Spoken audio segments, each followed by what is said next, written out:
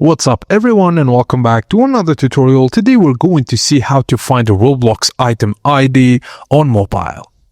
So firstly, open a browser like Safari or Chrome, then go to roblox.com. Log into your account, then go to your profile. Tap Favorites and choose the category like accessories, clothing, etc.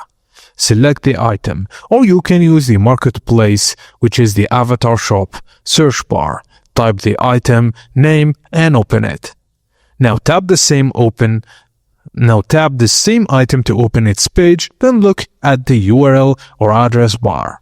The item ID is the number after catalog and before the next dash. You can copy it and use it in scripts, trading or sharing items. And that's it guys, as simple as that. Thank you for watching and please don't forget to like and subscribe for more tips and tricks like this.